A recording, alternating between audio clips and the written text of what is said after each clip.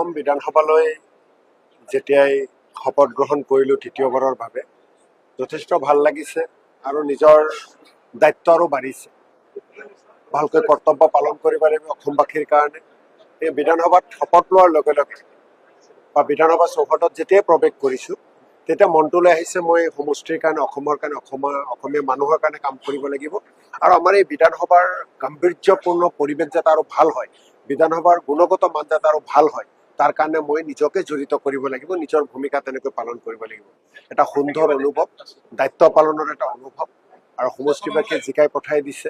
গতিকে সমষ্টিৰ প্ৰতি দায়িত্ব, অসমৰ প্ৰতি দায়িত্ব কেনেকৈ পালন কৰিব পাৰোঁ প্ৰতি মুহূৰ্তত সেইখিনি চিন্তা মনলৈ আহে।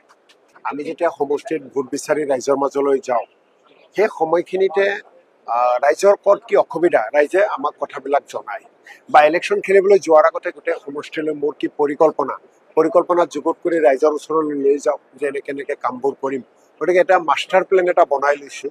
ৰাইজৰ দাবী মই ভবা কথাবোৰ কৰি আহি থকা সময়খিনিত এক মূৰৰ পৰা প্ৰায়ৰিটি হিচাপে কোনটো কাম আগত কৰিব লাগিব, কোনটো কাম অলপ পিছত কৰিলেও হ'ব, তেনেকুৱা এটা মাষ্টাৰ প্লেন লিষ্ট বনাই এক পিনৰ পৰা সকলো ডিপাৰ্টমেণ্টৰ কাম কৰিব লাগিব আৰু সুখে দুখে যাতে সদায় ৰাইজৰ কাষত থাকিব পাৰোঁ, 24/7 যাতে ৰাইজৰ কাৰণে সদায় নিজে হাজিৰ হ'ব পাৰোঁ, তাৰ কাৰণে নিজকে সাজু কৰিছোঁ। এইখন ভাৰতবৰ্ষত ধৰ্ম নিৰপেক্ষ ৰাষ্ট্ৰ। ইয়াতে বহু ভাষা ভাষী জাতি ধৰ্মৰ মানুহে বসবাস কৰে। সকলোৱে নিজৰ নিজৰ সংস্কৃতিলৈ, নিজৰ নিজৰ ঐতিহ্যলৈ, নিজৰ নিজৰ পূৰ্বপুৰুষসকলে যি ধৰণে পৰম্পৰাৰে জীয়াই আছিল ভাষালৈ গোটেইখিনি আমি জীয়াই ৰাখিব লাগে।